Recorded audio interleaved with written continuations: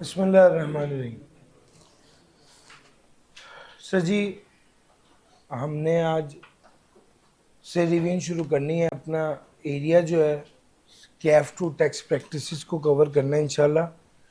जो main theme है इस रिवीजन की वो एक है और वो है पेपर फोकस्ड। मेरे दिमाग में ये चल रहा होता है रिवीजन क्लास कराते वक्त कि पेपर में क्या आना है। जी, मेरे क्लास में ये चल रहा होता है कि पेपर में क्या आना है, कि जो पेपर में आना है मैं स्पेसिफिकली वो वाली बातें मैक्सिमम डिटेल के साथ और उस तरीके से जिस तरीके से वो पेपर में नॉर्मली टेस्ट होती हैं उनको बताने की कोशिश करूं और मेक श्योर करूं कि आप लोग जो है ना उसको अच्छे से कवर करें। आमतौर पे होता है ऐसे, ये जनरल ट्रेंड है, आप लोगों ने कुछ खास नहीं किया बट अनफॉर्चुनेटली जनरली हर बार ही ऐसा हो जाता है, बहुत अच्छा नहीं पढ़ रहे होते और एंड पे उनको एक बार दौड़ने की ज़रूरत पड़ती है। सर जी, पॉइंट ये है कि ये कोई अनयूजुअल बात नहीं है। किस टाइम पर जब आप पहुंच जाते हैं और आपको पता होता है कि अब मेरे पास टाइम लिमिटेड है, आज भी आपके पास तकरीबन एक माह तो है, 6 तारीख को पेपर है आपका, 5 को, 5 तारीख को नहीं सर, 1 तारीख से पेपर शुरू हो रहे हैं इस बार, तो 6 तारीख ही बनती है। तो सर आपके पास 1 महीना और 2 दिन है, आज 4 तारीख है ना सर। भागना तो है, ये तो तय, लेकिन किस तरह से भागना है कि आप मैक्सिमम बेनिफिट ले सकें और इसी अटेम्प्ट में पेपर पास कर सकें, ये असल मुहिम है, ये असल चीज़ है। हम कोशिश ये कर रहे हैं और ये करेंगे इन दिनों में कि आपको जो शॉर्टेस्ट वे में वो वाली बातें बताएं जो पेपर में आनी है और आप थ्रू हो जाए। आपने क्या करना है सर, आपने बैकअप देना है। बैकअप क्या होता है, जो मैं पढ़ा रहा हूं उसको उस तरीके से तैयार कीजिए, उस अप्रोच से लेके चलें। मैं आपको बाकायदा बताया करूंगा कि सर इस टॉपिक में ये पॉइंट्स हैं जो काम किए हैं। मैंने फिर कहा मेरा टारगेट, मैं बिल्कुल क्लियर हूं कि मैंने आप लोगों को उस 3 घंटे में जो पेपर आना जिस तरीके से आना उसके लिए तैयार करने के लिए मैं अपनी पूरी एफर्ट करूंगा। अब इससे पहले जो भी मैंने पढ़ाया उसमें बहुत सी एक्सप्लेनेशन, बहुत सी बातें ऐसी थी जो कि उस क्लास की रिक्वायरमेंट थी और वो होनी चाहिए थी।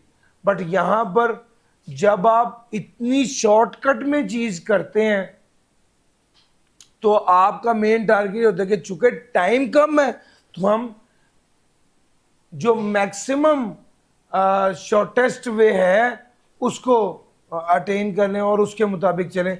बहरहाल हम शुरू करते हैं अपनी, आज का हमारा टारगेट है चैप्टर 1 और 4। Chapter 1 is all about basics of tax और चैप्टर 4 जो है वो इनकम टैक्स की बात करता है। मेरे साथ साथ चलिएगा, इतना तेज नहीं कराऊंगा कि उड़ जाए बात और इतना स्लो नहीं कराऊंगा कि आप कहेंगे कोई बात नहीं अभी सर ने दोबारा बोल रही ना तब ध्यान से सुन लूंगा। एक ऐसी स्पीड होगी जो अंडरस्टैंडेबल हो, लेकिन ऐसी नहीं होगी कि अगर आप दिमाग में कुछ और सोच रहे हैं तो वो कैच कर पाए। तवज्जो से सुनेंगे हर बात समझ आएगी। अगर आपने तवज्जो से बात सुनी है और नहीं समझ आई, मैं इजाजत देता हूं हाथ खड़ा कर। लेकिन अगर आपने बात तवज्जो से नहीं सुनी तो अपने आप को कोसेंगे यार तू पागल है, और फिर उसके बाद तवज्जो से सुनने लग जाए। मेरी बात समझ आ रही है? तवज्जो से सुना, ना समझ आई मैं जिम्मेदार। तवज्जो से नहीं सुना, अपने आप को समझाएं और फिर तवज्जो शुरू करें, उस पॉइंट को हाईलाइट करें, क्लास के बाद पूछ लेना। डन सर जी, ये प्लान है और ये बात है।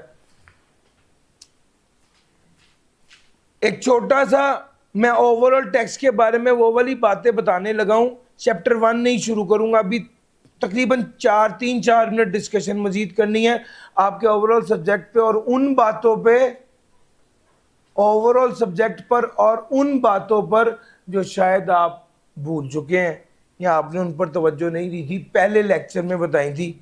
आज एक बार फिर उसकी बात करेंगे। बिस्मिल्लाहिर्रहमानिर्रहीम। यार ये मेरा इंट्रोडक्शन है, इसको छोड़ें, बस सीए किया और पढ़ा रहा हूँ, अल्लाह करे आपको समझ आ जाए। 5 से 10 मार्क्स, 5 से 10 मार्क्स का क्या है, बेसिक्स में से आना। पॉज कीजिए। पेपर कहां से आना है? 5 से 10 नंबर का बेसिक्स। इनकम टैक्स का 60 to 75। ये आई कैप कह रहा है, ये मैं नहीं कह रहा बेटे, आप लोगों को स्लाइड नजर आ रही है? आप लोग आई कैप कह रहा है 60 to 75 और सेल्स टैक्स है 20 to 30। ये ग्रिड है। अच्छा, अब ये जो सामने आपके आ गए ये पास्ट पेपर एनालिसिस है। ये मैं फर्स्ट डे भी शेयर करता हूं, उस वक्त तो खैर आपको इसकी कदर नहीं पड़ती, लेकिन अब ज़रूर पड़ेगी क्योंकि अब वो फाइनल डे है। और अगर अब भी नहीं पड़ी तो अगली बार एक कॉलम और ऐड हो जाएगा, वो कॉलम आपका जाना पहचाना होगा। हाँ ये तो बिल्कुल ऐसे ही था, इतने मार्क्स का है। सर मैंने पिछली 7 एक अटेम्प्ट्स पकड़ी हैं और उसका एक एवरेज लिया कि यार पेपर पूछ कहां से रहा है, पेपर पूछ कहां से रहा है। मेरी असेसमेंट अंदाजा नहीं है, जो पेपर आया है उसके मुताबिक बता रहा हूं। ये ऑटम 25 है। पिछली बार पहले चैप्टर में से 3 नंबर का आया था और तीसरे चैप्टर में से 4 नंबर का आया था। उससे पिछली 10 में 4 नंबर का पहले चैप्टर में से, 4 नंबर का तीसरे चैप्टर में से। उससे पिछली 10 में 4 नंबर का पहले चैप्टर में से, 4 नंबर का तीसरे चैप्टर में से। उससे पिछली 10 में। ये आपको एक ट्रेंड नजर आ रहा है?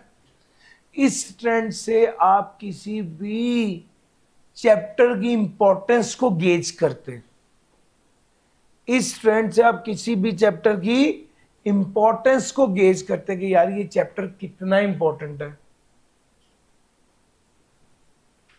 हेड्स ऑफ इनकम है। अच्छा, इस हेड्स ऑफ इनकम में जो इंडिविजुअली क्वेश्चन आ रहे हैं वो है, इस हेड ऑफ इनकम में जो इंडिविजुअली क्वेश्चन आ रहे हैं वो है। हाँ न्यूमेरिकल अलहदा से।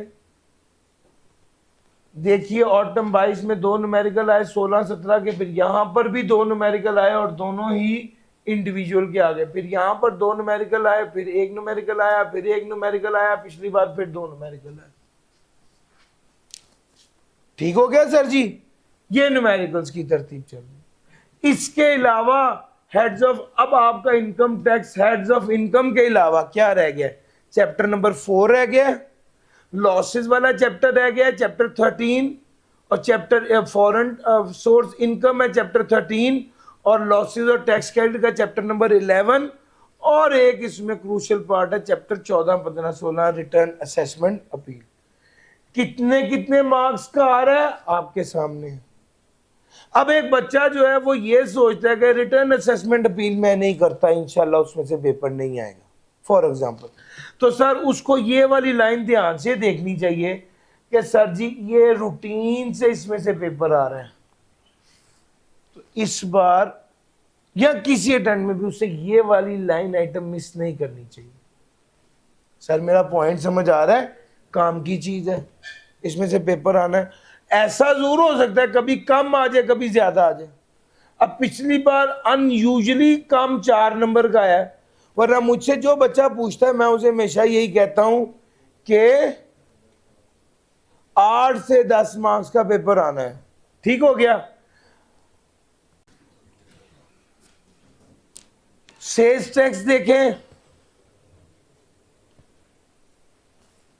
आपको अटेम्प्ट वाइज ये बताया जा रहा है कि किस किस एरिया में से कितने कितने मार्क्स का पेपर आना है, न्यूमेरिकल का कितने मार्क्स का आना है, थियरी का कितने मार्क्स का। सर मेरा पॉइंट समझ आया? ये सारा कुछ बताने का एक मकसद है कि यार पिछली 7 अटेम्प्ट में ये सब हो रहा है, तो 8वीं अटेम्प्ट जो है वो भी इसके आसपास कहीं फॉल कर रही हो।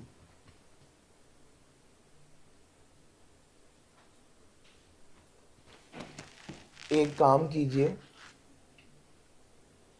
एक पेज की एक साइड पे स्केड्यूल, रिवीजन स्केड्यूल, और दूसरी साइड पे ये बच्चे देख लीजिए और कॉपीज करा लाइए, ठीक है। तकरीबन 200 कॉपीज के करीब होंगी, देख लीजिए। डन हो गया सर जी। ये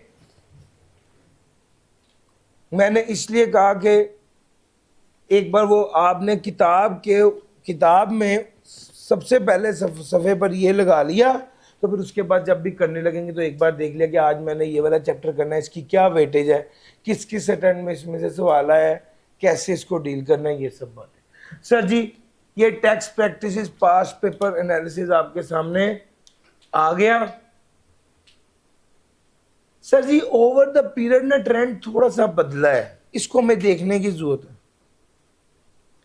अजीब सी बात जहन में आ गई है, चलो वो भी कर देता हूँ। सर आर्टिफिशियल इंटेलिजेंस एआई के आने से या आने से टेक्स्ट को फिलहाल कोई फर्क नहीं पड़ा। कुछ लोगों का ख्याल है फर्क पड़ा है, लेकिन बिल्कुल कोई फर्क नहीं पड़ा। अलबत्ता जो चीज नोटेबल है वो ये है कि न्यूमेरिकल साइड पे टेस्टिंग ज्यादा शुरू हो गई। 20% सिर्फ रट्टे वाला सवाल आ रहा है, कभी उससे भी कम आता है, और जिसको क्रैम और मेमोराइज करना है। 80% जो न्यूमेरिकल बेस पेपर आ रहा है, जिसको आपने प्रैक्टिस की हो तो कर सकेंगे। जो चीज काबिले तवज्जो है वो कोई आर्टिफिशियल चैट जीपीटी से इस पेपर को कोई फर्क नहीं पड़ा। इसको जो फर्क पड़ा है वो इस हवाले से पड़ा कि कॉन्सेप्चुअल थोड़ा ज्यादा हो गया। इसमें से 35 एक नंबर का रट्टा आता होता था सर, बहुत पुरानी बात नहीं कर रही है, 2.5-3 साल पहले, अब नहीं आ रहा। अब वो बहुत लिमिटेड रट्टे वाली बात कर रहा है। मेनली जो बात की जा रही है वो क्या की जा रही है, न्यूमेरिकल। वो पहले एक न्यूमेरिकल देता होता था, आपने गौर किया है वो पिछली अटेम्प्ट से 2-2 न्यूमेरिकल पूछ रहा है, 2-2 न्यूमेरिकल्स पूछ रहा है सर। अब नॉर्मली एओपी कंपनी और सैलरी तीनों में से एक एक न्यूमेरिकल आता है। सैलरी का 7-8 नंबर का छोटा होता है जरा, एओपी का कोई 18 नंबर 17 नंबर का न्यूमेरिकल, बिजनेस का कोई न्यूमेरिकल। तो भाई वो 40-45 नंबर के तो न्यूमेरिकल पूछ के सारे एड्स उसमें से कवर कर लेते। यहाँ वो बाज़ औक़ात बिजनेस का न्यूमेरिकल देकर सैलरी का न्यूमेरिकल देता है, तो वो प्रॉपर्टी और अदर सोर्स को मिला के एक सवाल पूछ लेते हैं। तो सर समझ आ रही है? तो प्रैक्टिस इज इंपॉर्टेंट। आज मुझे एक बच्चे ने सवाल किया कि सर मुझे किस चीज़ पे ज़्यादा फोकस करना चाहिए, रट्टा लगाने पर या प्रैक्टिस करने पर। मैंने कहा बेटा सबसे पहला फोकस होना चाहिए कॉन्सेप्ट पर। जिस बच्चे को कॉन्सेप्ट समझ में आ गया ना, वो न्यूमेरिकल भी कर लेगा, और अगर न्यूमेरिकल ना आया उसमें थ्योरेटिकल पार्ट आया तो वो टूटी फूटी अंग्रेजी कुछ तो लिखेगा। कोई नहीं आएंगे यार, 6 में से 6 में से 4 आ जाएंगे, तो उतने में भी हमारा 4 आ गया, इसका मतलब हम उस सवाल में पास हो गए। तो ये अप्रोच एडॉप्ट जरूर करने की जरूरत है। तो ये आई कैप की टेस्टिंग का सीन है, इसको तवज्जो देने की जरूरत है, इस तरह से आना। सर जी एक किताब जिससे मैंने आपको पढ़ाया है, पढ़ाना है, वो text help book 13th addition है। जिन लोगों के पास 12 है वो भी चल जाएगा, लेकिन इससे पुराना एडिशन जो है वो नहीं चलेगा। बस अभी इस वक्त यही मकसद है कि इस किताब, मेरी जो सारी स्लाइड्स हैं वो भी इस किताब से ली गई। ठीक हो गया, उसको यूज कर लीजिए। और आप लोग जब मैं आपको पढ़ा दूं, बस सर जब आप इतनी लेट पढ़ते हैं तो फिर आपके पास कज़ा करने का मार्जिन नहीं होता। जो सामने देख रहे हैं कि सूरज बिल्कुल निकलने लगा है और अब आप फजर पढ़ने लगे हो तो भाई ये ना सोचो कि चलो मैं पहले नाश्ता कर लूँ फिर पढ़ लेता हूँ। अब आपके पास वो वाला मार्जिन नहीं है सर। इसी तरह ही अब ये वाला मार्जिन नहीं है आपके पास कि मैं आपको एक दिन में मैंने आपको 2 चैप्टर पढ़ाने हैं। ये वाले 2 चैप्टर मैंने एक रेगुलर क्लास में 8 दिनों में 10 दिनों में पढ़ाए थे। तो सर अगर मैं 10 दिनों वाला काम स्मार्टली आपको कह रहा हूँ कि यार मैं 2 घंटे में करा रहा हूँ, तो कम से कम ये तो बात बनती है ना कि आप 4 घंटे जाके उसे घर पढ़ें। और अगर आप पढ़ें क्लास लें और कहें जी मज़ा तो बहुत आया लेकिन मैंने घर जाके पढ़ा नहीं है, तो सही ये बिल्कुल ऐसे कि जैसे आप डॉक्टर के पास जाएं और डॉक्टर आपको कहे कि जी ये आपकी प्रॉब्लम है और ये आपकी दवाई है, तो कहें डॉक्टर बहुत अच्छा था लेकिन दवाई मैं खाना भूल गया। सर वो ज़रूरी है सर, उस पढ़ने से आपने असल फ़ायदा अटेन करना है। हमारी क्लास करने का असल मकसद ये है कि एक एनर्जी आ जाए आपके पास कि यार सर ने पढ़ाया है आज के आज मैंने इसे कवर करना है, ये असल टारगेट है। सर क्या आप मेरा पॉइंट पिक कर रहे हैं? प्लीज़ इसको ज़रूर देखिए। ये हमारी अप्रोच है, आपको साथ के साथ इसको कवर करना होगा। हर कॉन्सेप्ट कम से कम 3 बार आपने पढ़ा हो, हर कॉन्सेप्ट कम से कम 3 बार आपने पढ़ा। हर सवाल जो मेरी किताब में है मेरे मुताबिक आपको कम से कम उसे 3 बार किया। आप नोट करेंगे कि मैंने पूरी किताब में सिर्फ 20 न्यूमेरिकल डाले इनकम टैक्स के। मेरे मुताबिक ये 20 3 बार करें, ना कि 60 न्यूमेरिकल करें और उसमें से कोई न्यूमेरिकल भी आपको याद ना रहे। ये वाले 20 न्यूमेरिकल अगर आपने 3 बार किए होंगे तो आप उसको कर पाएंगे। हाँ, अभी जो स्टूडेंट्स जिन्होंने अभी से ही थोड़ा सीरियसली पढ़ना शुरू किया है उनको ये कहूँगा कि यार जो जो न्यूमेरिकल करें एक ही बार, उसको एक बार पूरा कंप्लीट करने के बाद दोबारा ज़रूर देखकर हाईलाइट कर लें क्या क्या चीज़ें आपने टिक नहीं की। और अगली बार अगर सारा नहीं कर पा रहे न्यूमेरिकल तो कम से कम जो आपने पिछली अटेम्प्ट में किया था और गलतियां थी और उसे सोल्यूशन में हाईलाइट किया था उसको ही देख लें। यार मेरा ये शॉर्टकट है सर, पूरा न्यूमेरिकल करके आपने अपने आप को जो इस्लाह करनी थी वो आप सॉल्यूशन निकालेंगे, उसमें देखेंगे ये पिछली बार मैंने किया था ये गलतियां थी। पहली बार जब आप करें तो जो जो गलतियां आप कर रहे हैं उसको हाईलाइट करें और ताकि जब आप अगली बार करें तो उन्हीं गलतियों को एक बार देख लें कि ये मेरी लर्निंग आउटकम थी लास्ट टाइम की, वो मैं कर लूँ। साथ ये दुआ भी आपको देता हूँ, खुदा करे जो पिछली बार आपने किया था वो उसमें वो जो पहले ठीक किया था वो कुछ गलत ना करें। ठीक है ना? बात यह कि आपने जो पिछली बार गलत किया था वो तो ठीक कर लिया, लेकिन एक बात ये भी थी कि पिछली बार जो ठीक किया था वो ना गलत करना। आपकी मेहरबानी। ठीक है सर जी, न्यूमेरिकल बेस्ड क्वेश्चन के लिए प्रैक्टिस है, रिवीजन ऑफ द कॉन्सेप्ट है। इस पॉइंट ऑफ टाइम पे बहुत ज्यादा रट्टा लगाना और न्यूमेरिकल की प्रैक्टिस की बजाय रट्टा लगाना बिल्कुल गलत है। मैं आप लोगों के साथ एक प्लेलिस्ट शेयर कर दूंगा, बच्चों के साथ की भी हुई है, आप सबके साथ करूंगा। इस प्लेलिस्ट में व्हाट टू क्रैम के नाम से चैप्टर वाइज बताया हुआ है कौन कौन सी चीज को क्रैम करो। और क्रैम का मतलब यह कि कौन सी चीज ऐसी है जिसकी अंग्रेजी याद करनी है, वगरना कॉन्सेप्ट तो आपको सबका पता होना चाहिए। ठीक हो गया? लो सर, पेपर से पहले अभी तो आप मौजूद हैं और अल्हम्दुलिल्लाह पिछली 4-5 अटैम्प्ट से हम देख रहे हैं कि हमारा मॉक में भी टर्नओवर बहुत अच्छा होता है। 3 कमरों में मॉक लास्ट टाइम करवाया था हम लोगों ने, इतने अल्हम्दुलिल्लाह बच्चे थे। सर फुल पेपर प्रैक्टिस जो है ना ये बहुत ज़रूरी है और ये एक बहुत अहम आर्ट है जो आपको 5 से 7 नंबर का प्लस देता है। कुछ लोग होते हैं ना, वो दो बच्चे आते हैं दोनों साथ, एक बच्चे का मुंह बना होता है, कहते हैं मुझे इससे ज़्यादा आता था, ये पास हो गया मैं फेल हो गया हूँ। ऐसा बहुत फ्रीक्वेंटली होता है मेरे साथ और मैं उन बच्चों को बताता हूँ कि आपको नहीं पता कि ये जो आपका दोस्त है इसको आता कम है लेकिन इसने पेपर को हैंडल अच्छा किया है। अब ये उस जिसने पेपर को अच्छा हैंडल किया उसको खुद भी नहीं पता कि मेरे अंदर ये अच्छाई है। वो यही कहता है कि पता नहीं, अल्लाह का शुक्र है, बस हो गया ठीक है। अब जिसका पास जो होता है वो मजीद इंटरेस्टेड ही नहीं होता सोचने में कि क्यों पास हुआ, उसकी तो जुगाड़ लग गई है। लेकिन असल में कुछ बच्चों में पेपर हैंडलिंग एबिलिटी बहुत अच्छी होती है।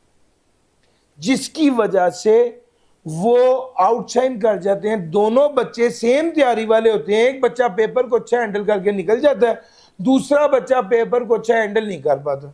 और बहुत से बच्चे तो पहले न्यूमेरिकल शुरू किया और न्यूमेरिकल में पहले न्यूमेरिकल की 2 एडजस्टमेंट्स पहले नहीं आती थी, तो उसी वक्त ही उन्होंने सोचा कि ये तो नहीं निकलना। सर पेपर में आखिरी दम तक फाइट करना ही असल बात है, और पेपर को इस तरह से हैंडल करें कि आसान सवाल पहले करें। इस पर डिस्कशन आगे भी चलेगी। अभी सिर्फ ये बात समझाना चाह रहा हूँ कि फुल पेपर प्रैक्टिस एक आर्ट है, और बाज़ औक़ात आपको 5 से 7 नंबर का प्लस मिलता है इससे। आपके ज़हन में टेक्स्ट को लेके अगर कोई बात है तो प्लीज़ हाथ खड़ा कीजिए, मैं आपसे पूछूं।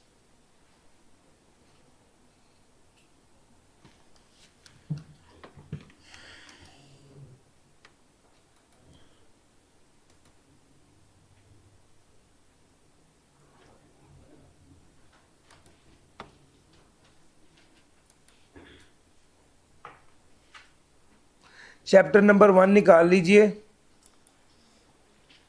चैप्टर नंबर 1 निकाल लीजिए।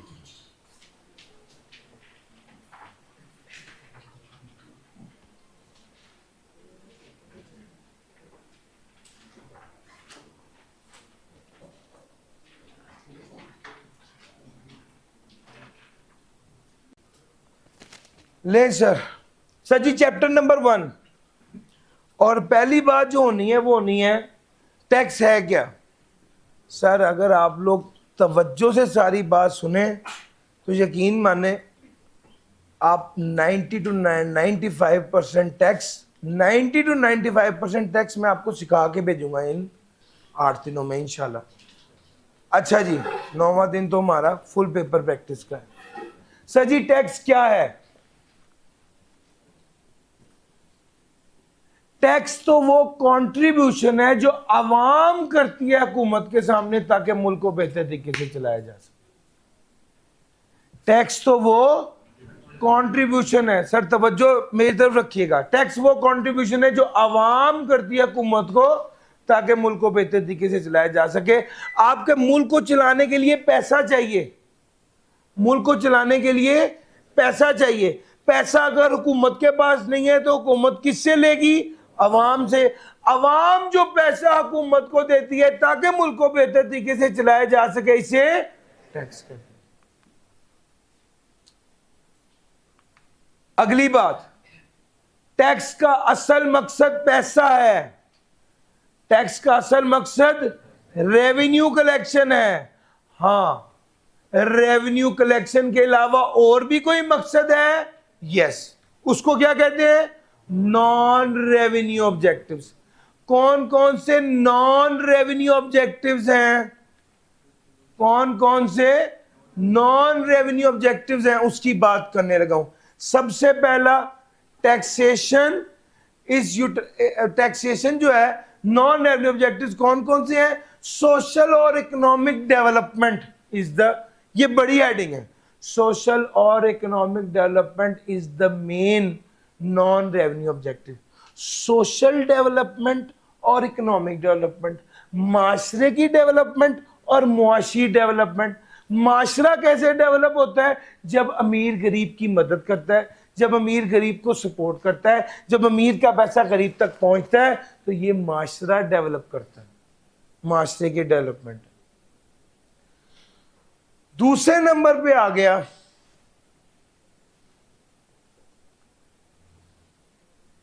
कमजोर एंटरप्राइज को स्ट्रेंथन करना। पॉज कीजिए। To strengthen weak enterprise by granting them tax exemption और अदर कंडीशन और incentive for growth. Sir ji strengthen weak enterprise, weak enterprise को स्ट्रेंथन करना। आप गवर्नमेंट कमजोर इदारे को, सर कोविड आ गया ना, इदारा कमजोर हो गया, अब क्या करें? बंद कर दें? नहीं, उसकी मदद करेंगे ताकि वो स्ट्रेंथन हो जाए। मदद कैसे करेंगे? उसको टैक्स माफ कर देंगे या टैक्स कम कर देंगे। टैक्स एग्जेम्पशन क्या होता है? टैक्स माफी।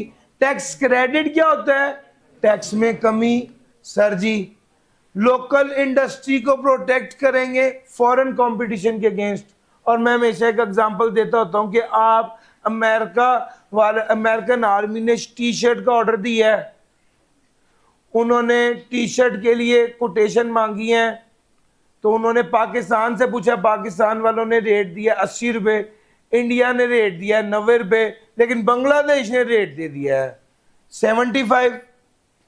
तो भाईजान बांग्लादेश ने जो रेट 75 दिया है, तो बिड कौन विन कर जाएगा? अगर क्वालिटी सेम है तो बांग्लादेश बिड कर देगा। यहां पर भी टेक्सटाइल मिल वाले एफबीआई को कहते हैं अगर आप हमें 10 रुपए की टैक्स में कमी दे दें तो ये बिड हम विन कर सकते हैं। 10 रुपए की टैक्स में कमी दे दें तो ये बिड हम विन कर सकते हैं। गवर्नमेंट कहती है ओके। अब पाकिस्तान की प्राइस क्या हो गई? 70। पाकिस्तान ज्यादा बेहतर प्राइस कोट करेगा, पाकिस्तान बिड वन विन कर जाएगा। अल्टीमेटली फॉरेन कंपटीशन के अगेंस्ट लोकल इंडस्ट्री को प्रोटेक्ट कर रहा है टैक्स का टूल, यानी टैक्स को हरबे के तौर पे इस्तेमाल कर रहे हैं ताकि वो फॉरेन कंपटीशन के हवाले से लोकल इंडस्ट्री की मदद करे। टैक्स को हरबे के तौर पे इस्तेमाल करें ताकि वो कमजोर एंटरप्राइज को स्ट्रेंथन करे। टैक्स को हरबे के तौर पे इस्तेमाल कर रहे हैं in trade negotiation with other countries. अच्छा, अब अगली बात, मैंने आपको bargaining tool in trade negotiation with other countries की हेडिंग के अंदर यूएसए वाली बात बताई है। ये जो लोकल इंडस्ट्री को प्रोटेक्ट करना है, इसकी स्टोरी सुन लें। और मैं अक्सर ये बात करता हूं यहाँ हर क्लास में कि भाई ये रिमोट मेरे पास है, ये पाकिस्तान में बिकता है 100 रुपए का, एक बंदा चाइना से ये रिमोट इंपोर्ट कर लेता है, चाइना से ये रिमोट इंपोर्ट कर लेता है और पाकिस्तान में बेचने लग जाता है मिसाल के तौर पे 70 का। तो क्या करना चाहिए गवर्नमेंट को? गवर्नमेंट जो बंदा अपनी इंडस्ट्री को बचाएंगे, अपनी इंडस्ट्री को बचाएंगे, तो जो बंदा इंपोर्ट कर रहा है उसकी इंपोर्ट पे टैक्स लगा देंगे। वो 70 का इंपोर्ट कर रहा है, 70 पे उसके ऊपर टैक्स लगा देंगे। मार्केट में वो 140 का बेचेगा। ये वाला रिमोट जो पाकिस्तान की कंपनी बना रही है वो 100 रुपए का बेचते रहेंगे, उनको एक एडवांटेज मिल जाएगा। अगर ऐसा ना हो तो फिर मुल्क में बड़े मसाइल पैदा हो जाएंगे। मसाइल क्या पैदा होगा? पाकिस्तान में सारी गाड़ियां बनाने वाली कंपनियां बंद हो जाएंगी, तो जो 50 लाख बंदा उनमें काम कर रहा है वो सारा बेरोजगार हो जाएगा। क्या मेरा पॉइंट समझ आ रहा है? सर जी, अपनी इंडस्ट्री को प्रोटेक्ट करने के लिए भी और फॉरेन कंपटीशन से हमें टैक्सेस को बचाना पड़ता है। इंटरनेशनल ट्रेड कर रहे हैं, अमेरिका वाली बात जो की, इंटरनेशनल ट्रेड कर रहे हैं तो ये करेंगे to counter the effect of inflation और depression. To counter the effect of inflation या डिप्रेशन। सर जी, अगर फ्यूल की प्राइस बढ़ गई है तो उतना टैक्स कम कर दो ताकि मुल्क में इन्फ्लेशन ना आए। इंटरनेशनल मार्केट में अगर फ्यूल की प्राइस बढ़ गई तो टैक्स, जितनी प्राइस बढ़ी है उतने से टैक्स कम कर दो ताकि पाकिस्तान में जितने का पेट्रोल बिक रहा है उसकी कीमत ना बढ़े। Sir, counter the effect of inflation या depression to reduce inequalities in the distribution of wealth. Distribution of wealth में इनइक्वालिटी की बात की है। सर, अमीर बंदे से टैक्स वसूल करना और गरीब पर खर्च करना ठीक हो गया। सर, अमीर से पैसे टैक्स लगाकर पैसे ले लेंगे और गरीब पर खर्च कर लेंगे। जब भी आपको सवाल में कुछ ऐसा है कि महंगी चीज, लग्जरी आइटम, वीआईपी आइटम पे ज्यादा टैक्स लग रहा है, फौरन आपके दिमाग में आना चाहिए टैक्स लेंगे और गरीब पर खर्च कर देंगे। कोई बीएमडब्ल्यू इंपोर्ट कर रहा है, टैक्स लेंगे, गरीब आदमी पर खर्च करेंगे। कोई लग्जरी आइटम जो पाकिस्तान में बन रही है वो ले रहा है, टैक्स लेंगे और गरीब आदमी पर खर्च कर देंगे। कोई इंपोर्ट ज्यादा कर रहा है, इंपोर्ट करने का मतलब है इकोनॉमिक मसाइल है, इकोनॉमिक डेवलपमेंट को रोकते हैं ये इंपोर्ट। उसके लिए क्या करते हैं? अगर इंपोर्ट की बात आए तो उसमें आपके ज़हन में फौरन आना चाहिए इकोनॉमिक डेवलपमेंट जो है ना, वो हमारा की पॉइंट है, उसको कवर करने के लिए हम टैक्स ज़्यादा लगाते हैं।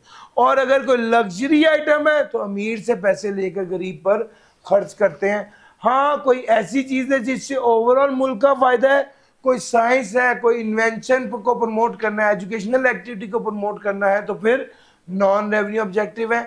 सर जी, यानी अगर साइंस की कोई एक्टिविटी है, रिसर्च की कोई एक्टिविटी है, तो वहां पे टैक्स वाले।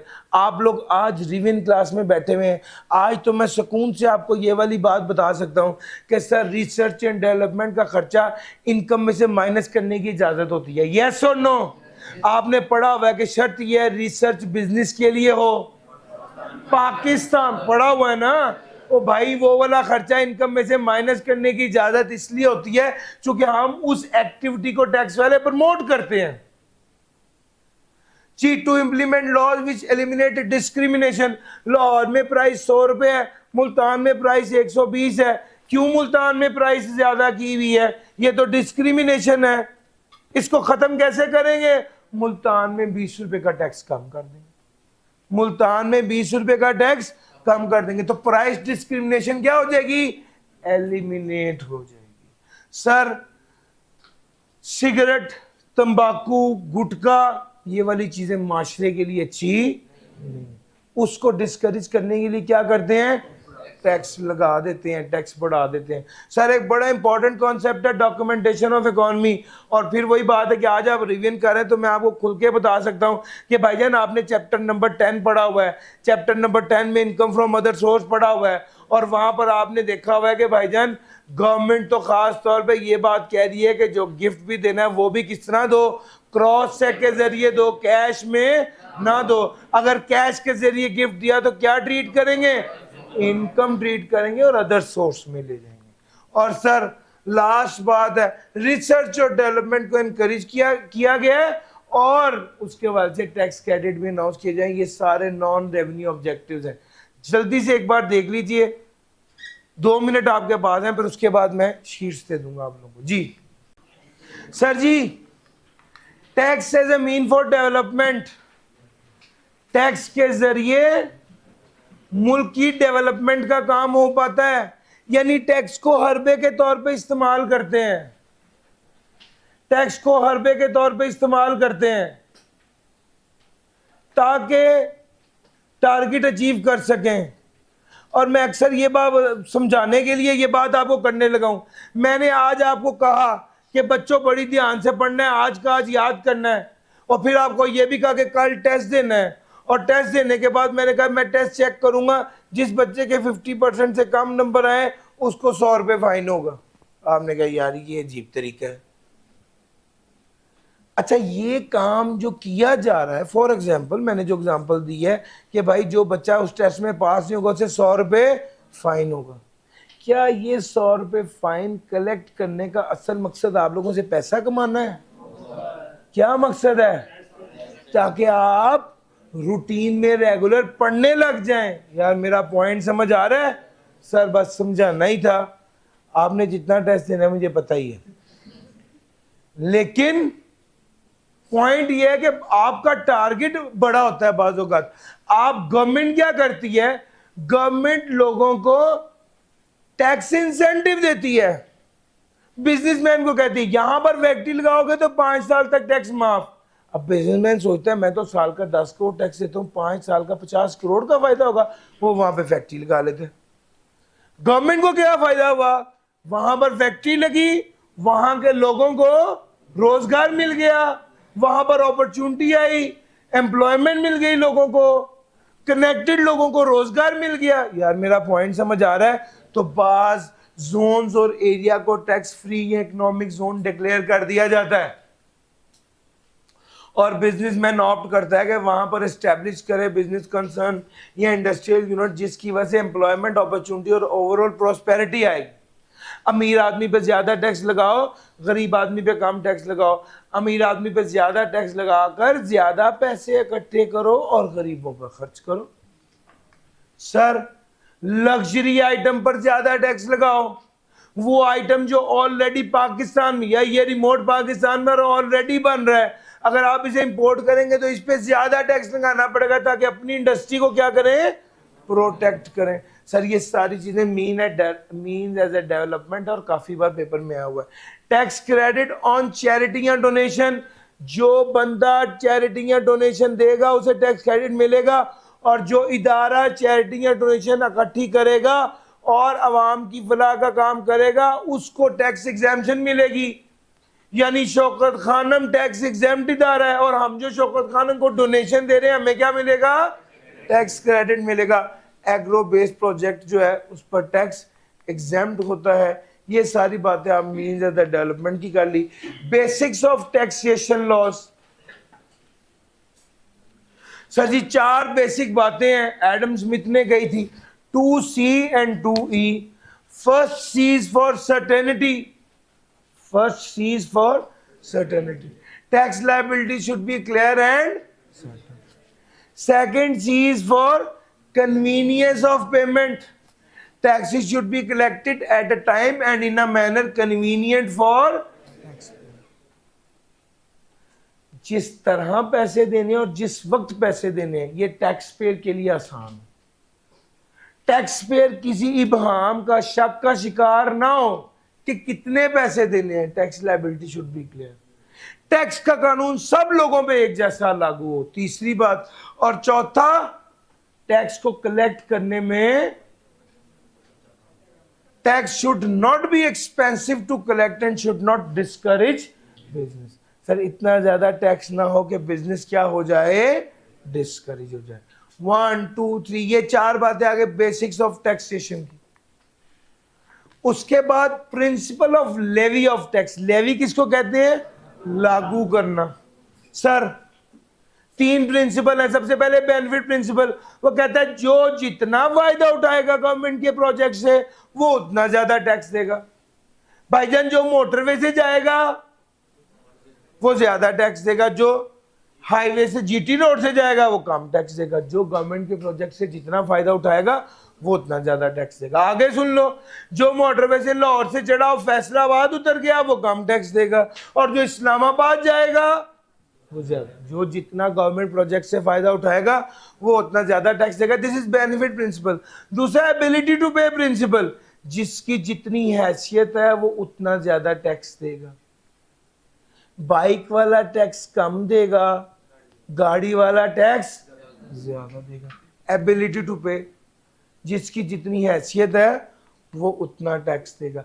इक्वल डिस्ट्रीब्यूशन वाला कहता है फिक्स परसेंटेज पे टैक्स लगना चाहिए, सब लोग एक फिक्स परसेंटेज पर टैक्स दें। ऑटोमेटिकली अमीर बंदा ज्यादा दे रहा होगा, गरीब बंदा कम दे रहा होगा। Sir kinds of taxation, kinds of taxation. Equal distribution principle, sir 3 kinds है। इक्वल डिस्ट्रीब्यूशन प्रिंसिपल की बेस पर जो काइंड है उसे कहते हैं फ्लैट या प्रोपोर्शनल टैक्स। फ्लैट या प्रोपोर्शनल टैक्स क्या कहता है? वो कहता है इनकम बढ़ेगी तो टैक्स बढ़ेगा और टैक्स रेट फिक्स रहेगा। इनकम बढ़ी, सर देखना, इनकम बढ़ी टैक्स बढ़ा, टैक्स रेट फिक्स रहा। दूसरे नंबर पे एबिलिटी टू पे प्रिंसिपल। ये एबिलिटी टू पे प्रिंसिपल की बेस पर जो काइंड ऑफ टैक्स है उसे कहते हैं प्रोग्रेसिव टैक्स। वो कहता है इनकम बढ़ी, टैक्स बढ़ा, टैक्स रेट भी बढ़ा। यार मेरा पॉइंट समझ आ रहा है? इनकम बढ़ी, टैक्स बढ़ा, टैक्स रेट भी बढ़ा। This is progressive tax. तीसरे नंबर पे आ गया रिग्रेसिव टैक्स। इनकम बढ़ी, टैक्स फिक्स रहा, टैक्स रेट उल्टा कम हो गया। इनकम बढ़ी, टैक्स फिक्स रहा, टैक्स रेट उल्टा कम हो गया। इसकी एग्जांपल है sales tax. Ability to pay principal की एग्जांपल है इंडिविजुअल और एओपी पे टैक्स, और इक्वल डिस्ट्रीब्यूशन प्रिंसिपल की एग्जांपल है कंपनीज पे टैक्स। सर अगर ये बात आप समझ गए तो मैं अब आपको मजीद शॉर्टकट करके बताने लगा हूं। भैया इनकम बढ़ी और टैक्स रेट फिक्स रहा, फ्लैट टैक्स। इनकम बढ़ी और टैक्स रेट बढ़ा, प्रोग्रेसिव टैक्स। इनकम बढ़ी और टैक्स रेट कम हुआ, इसकी एग्जांपल क्या है? कंपनीज पे जो टैक्स है 29% वो फिक्स है। प्रोग्रेसिव की एग्जांपल क्या है? इंडिविजुअल। आपने स्लैब रेट देखे हुए हैं ना, इनकम बढ़ती है तो टैक्स रेट बढ़ता है ना। रिग्रेसिव टैक्स क्या है? इनकम बढ़ी, टैक्स फिक्स रहा, टैक्स रेट कम हो गया। एक बंदे की इनकम 1 लाख है, वो भी जब पेट्रोल डलवाता है तो वो 1 लीटर पे 50 रुपए का टैक्स देता है, और एक बंदे की इनकम 1 करोड़ है, वो भी जब पेट्रोल डलवाता है तो 50 रुपए लीटर पे टैक्स देता है। तो टैक्स तो फिक्स है, लेकिन अमीर बंदे के लिए वो कम है, गरीब बंदे के लिए वो ज्यादा है। गरीब बंदे के लिए वो ज्यादा परसेंट है, अमीर बंदे के लिए वो कम परसेंट है। सर जी ये वाली बात इसने एबिलिटी टू पे प्रिंसिपल और इक्वल डिस्ट्रीब्यूशन प्रिंसिपल को भी क्या कर लिया है? कवर कर लिया है sir. Sir this is kinds of taxation. क्या ये बात समझ आ गई? यस और नो? सर जी अगला जो टॉपिक है वेरी एग्जामिनेबल, वो है principle of sound tax system. Principles of sound tax system. Sound tax system का क्या मतलब है? अच्छा, सॉलिड, अच्छा टैक्स सिस्टम। कौन सा? पहला आ गया फिस्कल एडिक्वेसी। फिस्कल एडिक्वेसी क्या कहता है? सर टैक्स इतना कलेक्ट करना चाहिए कि उससे मुल्क के खर्चे चल पड़े। टैक्स इतना होना चाहिए कि मुल्क माली तौर पे अपने खर्चे चला सके, इस काबिल हो जाए कि अपने खर्चे चला सके। वो कहते हैं हाँ, फिस्कल एडुकेसी में अगला पॉइंट ये है कि जब आपको ज्यादा पैसे दरकार हो तो आप ज्यादा टैक्स लगा दें, और जब आप आवाम को रिलीफ देना चाहें तो टैक्स कम कर दें। यानी वो कहता है रेवेन्यू इतना होना चाहिए कि वो गवर्नमेंट के खर्चों के लिए काफी हो, रेवेन्यू को बढ़ाया भी जा सके और घटाया भी जा सके, एक्सपेंड फैलाया भी जा सके और कॉन्ट्रैक्ट सुकेड़ा भी जा सके in response to public expenditure. जितने अवाम के गवर्नमेंट के खर्चे हैं उसके जवाब में अगर खर्चे ज्यादा हैं तो टैक्स बढ़ा दें, अगर खर्चे कम हैं तो टैक्स घटा। इक्वालिटी और theoretical justice, ability to pay principal पे टैक्स लगना चाहिए। एडमिनिस्ट्रेटिव फिजिबिलिटी, सर जी 3 बातें तो पहले ही पढ़ चुके। Tax should be clear and plain. तीसरा पॉइंट पहले पढ़ो, कन्वीनियंट। सर आसान होना चाहिए, यकीन होना चाहिए कितना टैक्स बनता है, कब लगना है और किस तरह टैक्स लगना है, इसके लिए आसानी होनी चाहिए, और अनड्यूली बर्डनसम नहीं होना चाहिए to discourage business activity. Sir tax enforceable by the adequate and well trained public officials, ये दूसरा बुलेट है। इसका क्या मतलब है? टैक्स को लागू करने के लिए जो अफराद हैं वो भी काफ़ी होने चाहिए, और जो उनकी काबिलियत है वो भी काफ़ी होनी चाहिए। वो कहता है टैक्स के कानून को नाफिज किया जाएगा ऐसे अफराद से जो कि तादाद में, मिकदार में और काबिलियत में काफ़ी हैं, ताकि वो टैक्स के निज़ाम को संभाल सकें। ये एडमिनिस्ट्रेटिव फिजिबिलिटी। कंसिस्टेंसी और कंपैटिबिलिटी विद इकोनॉमिक गोल्स, इसका क्या मतलब है? इसका मतलब है कि टैक्स लॉज क्या होने चाहिए? Consistent, they should be in line. जो मुल्क का ओवरऑल गोल है, टैक्स का गोल भी उसी सिमत में, उसी लाइन पर ही होना चाहिए, कंसिस्टेंट होना चाहिए। और वो कहता है खास तौर पे अगर गवर्नमेंट ऑफ पाकिस्तान कह रही है कि बस बहुत हो गया, अवाम पे बोझ बढ़ गया, अब अवाम को रिलीफ देंगे, और अगले दिन FBI का चेयरमैन कहता है कि फ्यूल पर 10 रुपये टैक्स बढ़ा दिया गया है, तो ये तो दो अलग-अलग बातें हैं। They should be in line होना चाहिए। सर ये कंसिस्टेंसी और कंपैटिबिलिटी है, ये वाली बात भी आपके साथ कर ली। इंट्रोडक्शन टू डिफरेंट टैक्सेशन है। सर जी 2 तरह के टैक्स हैं, एक डायरेक्ट टैक्स है और एक इनडायरेक्ट टैक्स है। डायरेक्ट टैक्स वो जो डायरेक्टली एफबीआर को दिया जाए जैसे इनकम टैक्स, और इनडायरेक्ट टैक्स वो जो डायरेक्टली एफबीआर को ना दिया जाए बल्कि इनडायरेक्टली एफबीआर को दिया जाए थ्रू इंटरमीडियरी। यार मेरा पॉइंट समझ आ रहे हो? एक डायरेक्ट टैक्स है और एक इनडायरेक्ट टैक्स है। डायरेक्ट टैक्स वो है जो डायरेक्टली एफबीआर को दिया जाए, और इनडायरेक्ट टैक्स वो है जो इनडायरेक्टली एफबीआर को दिया जाए। डायरेक्ट टैक्स की एग्जांपल है इनकम टैक्स, कॉर्पोरेट टैक्स और वेल्थ टैक्स। ये टैक्स डायरेक्टली एफबीआर को दिया जाता है। कैपिटल वैल्यू टैक्स भी एफबीआर को डायरेक्टली जमा कराया जाता है। इनडायरेक्ट टैक्स वो टैक्स है जो कि डायरेक्टली एफबीआर को नहीं जमा कराया जाता, थ्रू इंटरमीडियरी, किसी तीसरे बंदे के जरिए एफबीआर को जमा कराया जाता है। जिस तरह के कस्टम ड्यूटी, आप इंपोर्ट या एक्सपोर्ट कोई चीज मुल्क के अंदर लेके आए या मुल्क से बाहर भेजेंगे, जो टैक्स लगता है उसे कस्टम ड्यूटी कहते हैं। वो कहता है जो लग्जरी आइटम इंपोर्ट करता है उस पर ज्यादा टैक्स लगता है, जो गैर जरूरी आइटम इंपोर्ट करता है उस पर ज्यादा टैक्स लगता है, लेकिन जो प्लांट एंड मशीनरी इंपोर्ट करता है उस पर कम टैक्स लगता है, जो रॉ मटेरियल इंपोर्ट करता है उस पर कम लगना चाहिए। सर मैं इंपोर्ट करता हूं शर्ट, ज्यादा टैक्स रहेगा। मैं इंपोर्ट करता हूं रुई, के रुई से धागा बने, धागे से कपड़ा बने, कपड़े से शर्ट बने, ये सारी एक्टिविटी पाकिस्तान में होगी, इस पे टैक्स कम लगेगा। सर कस्टम ड्यूटी के बाद आ गया फेडरल एक्साइज ड्यूटी। एफईडी हमारे कोर्स में बस ये इतना ही है, सीफैब लेवल पर ये पूरा शामिल है। इंशाल्लाह जब वहां पर पहुंचेंगे तब पढ़ा देंगे। अभी इस वक्त इतना देख लीजिए कि ये limited number of goods manufactured और सर्विसेज प्रोवाइडेड इन पाकिस्तान में आता है। ये किस पर लागू होता है? Limited number of goods manufactured and services provided in Pakistan. Federal excise duty is charged on the basis of value or retail price.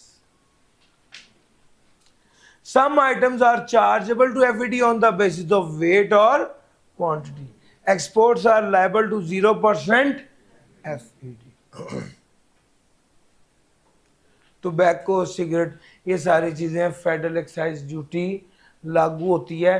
खास बात एफईडी में पता क्या है, वो कहता है आपके जहन में तो यही आता होगा ना 100 रुपए की चीज़ है उस पर टैक्स लगना है, ज़रूरी नहीं है।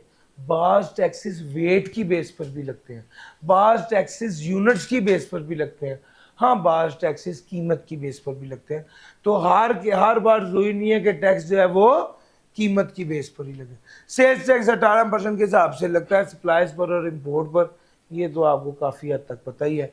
सर जी एक चीज जो आपकी किताब में नहीं है लेकिन मैं इसको इंपॉर्टेंट समझता हूं और मैं समझता हूं कि ये कभी भी पेपर में आ सकती है, वो है कि difference between direct and indirect tax. Difference between direct and indirect tax. Direct tax वो है जो डायरेक्टली गवर्नमेंट को पे किया जाता है, इनडायरेक्ट टैक्स वो है जो इनडायरेक्टली गवर्नमेंट को पे किया जाता है। डायरेक्ट टैक्स की एग्जांपल आ गई, इनडायरेक्ट टैक्स की एग्जांपल आ गई। सर डायरेक्ट टैक्स में चूंकि गवर्नमेंट को डायरेक्टली पे किया जाता है, ये सस्ता होता है, कॉस्ट इफेक्टिव होता है, यहाँ पे इकोनॉमी ऑफ कलेक्शन अचीव होती है। लेकिन इनडायरेक्ट टैक्स में चूंकि मल्टीपल लेयर्स होती हैं, आप किसी इंटरमीडियरी को देते हैं, वो आगे एफबीआर को जमा कराता है, तो ये इनडायरेक्ट टैक्स एवेजन। सर जी जब आप खुद एफबीआर को हिसाब देंगे तो झूठ मूठ सब कुछ बोलेंगे, लेकिन इनडायरेक्ट टैक्स में टैक्स एवेजन रिलेटिवली कम होती है।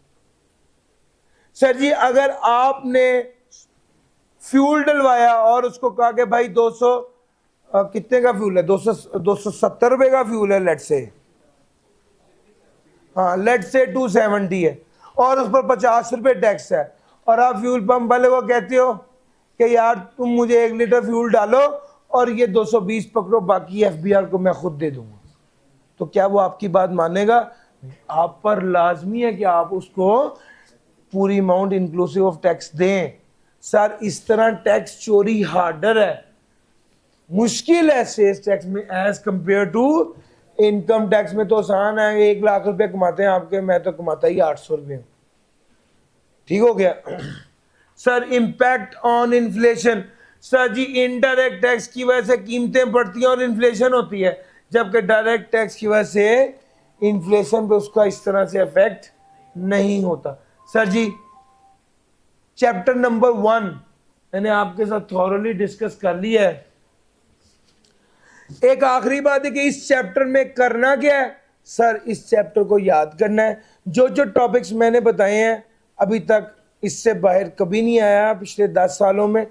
हाँ अलबत्ता एक चीज़ बड़ी इंपॉर्टेंट क्रूशल है, और वो यह है कि सवाल इस तरह का आ जाता है कि वो आपको टैक्स लॉज बताए और आपसे ये पूछे कि इसका मकसद क्या है, ऑब्जेक्टिव ऑफ टैक्स पूछे। वो आपको कहेगा कि अगर अमाउंट बैंकिंग चैनल से नहीं ट्रांसफर की गई तो इसको इनकम ट्रीट किया जाएगा, इसका ऑब्जेक्टिव बताओ। आपको पता होना चाहिए डॉक्यूमेंटेशन ऑफ इकोनॉमी है। वो आपको कहे गाड़ियों पे ज्यादा टैक्स लगाया, इसका ऑब्जेक्टिव बताओ। आपको पता होना चाहिए कि फेयर डिस्ट्रीब्यूशन ऑफ वेल्थ है। वो आपको कहता है इंपोर्ट ऑफ लग्जरी आइटम पे ज्यादा टैक्स लगाया, क्यों? आप बताएं भाईजान, अननेसेसरी गुड्स की इंपोर्ट को डिस्करेज करने के लिए। वो आपको कहता है research and development cost minus करने की इजाजत है, क्यों? आप उसे बताएं रिसर्च और डेवलपमेंट को प्रमोट करने के लिए। वो आपको कहे एक्सपोर्ट पर 0% टैक्स लगता है, क्यों? आप उसे बताएं एनकरेज या प्रमोट करने के लिए। वो आपको कहे डोनेशन पर टैक्स क्रेडिट मिलता है, क्यों? आप उसे कहेंगे डोनेशन को प्रमोट करने के लिए। वो आपको कहे सॉफ्टवेयर एक्सपोर्ट पे टैक्स एग्जेम्पशन है, क्यों? आप उसे कहें सॉफ्टवेयर एक्सपोर्ट को प्रमोट करने के लिए। यानी जब भी टैक्स माफ करें, टैक्स कम करें, तो इसका क्या मतलब है? टैक्स माफ करें और टैक्स कम करें तो इसका मकसद होता है प्रमोट करना, इनकरेज करना। जब भी टैक्स लागू करें और टैक्स बढ़ाएं, इसका क्या मकसद होता है? डिस्करेज करना। हाँ, जब ये दोनों फॉर्मूले फेल हो जाएं तो एक चीज तो आपकी जेब में है, और वो क्या है? रेवेन्यू। वो कह रहे कंपनियों पे टैक्स लगता है, तो आप क्या कहेंगे? कंपनियां बंद कर दो? नहीं, उसका क्या मकसद होता है? Revenue collection. सैलरी पर टैक्स लग रहा है, रेवेन्यू कलेक्शन। तो भाई अगर टैक्स माफ हो रहा है, टैक्स कम हो रहा है तो लिखें प्रमोट करना, टैक्स बढ़ा रहे हैं तो लिखें डिस्करेज करना। और अगर ये दोनों नहीं अप्लाई हो रहे तो फिर एक तो पक्का है, या क्या है? Revenue collection. ये था सर जी चैप्टर नंबर 1। 3 मिनट आपके पास हैं, एक बार देख लीजिए, कोई सवाल है पूछे, नहीं तो चैप्टर 4 शुरू करूंगा इंशाल्लाह 3-5 में।